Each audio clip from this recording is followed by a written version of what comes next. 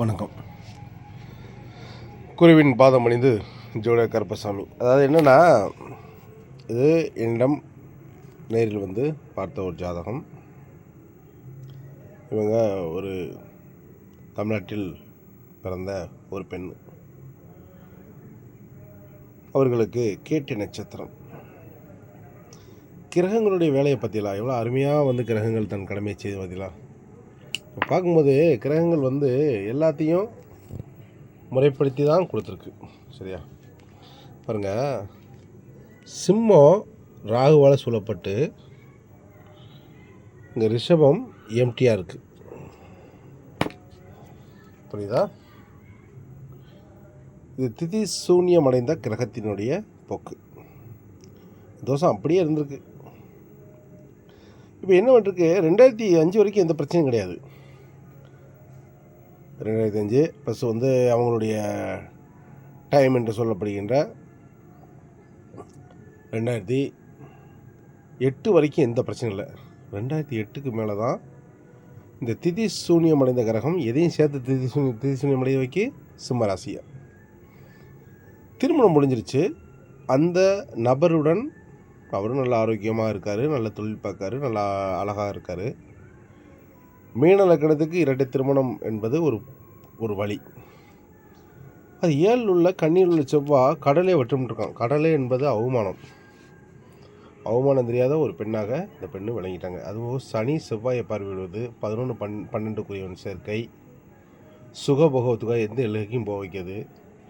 சுக்கிரன் மறுபடியும் வந்து புதனுடன் இணைவது, பாதகாதிபதியுடன் 7க்குரியவன் 5ல். இப்போ 5க்குரிய 7ல் இருந்தால் காதல் திருமணம், இல்லை 7க்குரிய 5ல் காதல் திருமணம், அதில் மாற்றுக்கிறதுல. ஆனால் அரேஞ்ச் மேரேஜ் பண்ணி சுக்கிரன் சம்மந்தப்படும் போது உறவுக்கார பையனுடன் குழந்தையும் பெற்றாச்சு. அவனுக்கு ஒரு குழந்தை, இவனுக்கு ஒரு குழந்தை பெற்றாச்சு. அவன் வாழ்க்கையில் இந்த பையனுக்கு கல்யாணம் முடிக்கக்கூடாதுன்னு நினச்சி இவங்க இந்த உலகத்தில் இருக்கக்கூடிய அனைத்து ஜோடரையும் மீட் பண்ணிட்டாங்க. நம்ம கூப்பிட்டு இந்த மாதிரி விஷயங்களை பண்ணுங்கம்மா, சரியாக போகும்னு சொன்னேன். இப்போது 8/3/2025 முடிய வேண்டிய கிரகம். இப்போ நம்ம திசை போடும்போது அவர்களுக்கு அந்த எண்ணம் முடிந்ததாகவும் அவர்களே பெண்ணை பார்த்து அந்த பையனுக்கு திருமணம் செய்து வைக்க ஆசைப்படுவதாகவும் என்னிடம் கூறினார்கள். அப்போ ரிக்வஸ்ட் பண்ணி நம்ம அந்த ஜாதகத்தை போட்டுக்கலாமா அப்படின்னேன். சாமி போட்டுக்கோங்க அப்படின்னாங்க. அந்த வகையில் தான் இந்த ஜாதகம் போடப்படுகிறது. ஒரு ஜாதகம் திதி சூன்யம் அடைந்த ஜாதகம் பார்த்தீங்களா, எல்லாத்தையும் பார்த்தீங்களா கரெக்டாக இருக்கும். கவளவ கரணம்னு கரணம், அந்த கரணத்துக்குடைய அதிபதி பன்றிக்கு என்ன தெரியும்? அது பன்றி மாதிரி தான் இயங்கும். காரணம் மனசளவு. யோகம் வந்து யோகாதிபதி யார்? செவ்வாய். பாவி வந்து கேது. சிம்மமும் ரிஷபமும் பாதிக்கப்படுது. 3ஆம் இடம் என்ற காமம் அதிகமாகுது. அது 5 பேருக்கு. அவரை விட குறைந்த பையன், வயது குறைந்த பையன், செவ்வாய் இருந்தாலும் குறைந்த பையன் மேலே ஒரு ஆசை உருவாகி 1-2 கிடையாதுங்க, 11 வயசு இளைய பையன். அதுதான் இப்போ ஜாதகத்தோடைய மாற்றமே. அதுக்காக தான் புரிய வைக்கிறேன். இவங்க ஒரு பிடிவாதம் நிறைந்த பெண், விருச்சகம் இல்லையா, கேட்டை. நல்ல அரசு உத்தியோகம், 5க்குரிய நாளில் திதி சூன்யம் அடைந்த கிரகம். குரு மட்டும்தான் லக்னாதிபதி வக்ரம், அதையும் கவனிக்கணும். மகரத்தில் நீச வக்ரம், உச்சபலன். அப்போ அவங்களுடைய முடிவில் எந்த முடிவிலும் மாற்ற மாட்டாங்க, பயந்தாப்பில் இருப்பாங்க, எல்லா விஷயத்தையும் செய்வாங்க. இப்படி எல்லாமே சொல்லி புதன் தசை, கே தசை, சுக்கிர தசை. கே தசை வரைக்கும் எந்த பிரச்சனையும் பண்ணலை. ஏன்னா அந்த புதன் திசையில் 98 பாதகஸ்தானம் வேலை செஞ்சுருக்கணும், ஆனால் வேலை செய்யலை. இன்னொரு ட்விஸ்ட் என்ன தெரியுமா, இந்த மாதிரி ஜாதகம் இணைவுக்கு சுக்கிரனும் புதனும் இணைந்து ராகு முன்ன பின்ன இருந்தால் திருமணம் பண்ணுற வரைக்கும் அந்த கள்ளக்காதலர் இல்லைன்னா அந்த வயசு மீறிய உறவுக்காரர் கண்ணில் மாட்ட மாட்டாங்க. அதுக்கடுத்து புதுசாக விடுபட்ட தாய் மாமா அப்படிங்கக்கூடிய அமைப்பில் உள்ளே வந்து பண்ணுறாங்க. இப்போ இந்த 4ஆம் இடத்துல புதனும் சுக்கிரனும் சேர்ந்தால் தாயார் வழி உறவு, மாமன் மகன். இது 9ஆம் இடத்துல இருந்தால் அப்பா வழி உறவு, அத்தை பையன். அப்படி அவ்வளோதான். இந்த மாதிரி விஷயங்கள்லாம் ஜோடத்தில் அப்படியே எடுத்து பாருங்கள். இதுதான் அந்த ஜோதிடத்தில் எல்லாமே இருக்குது. ஜோதிடம் என்பது ஒரு கலை.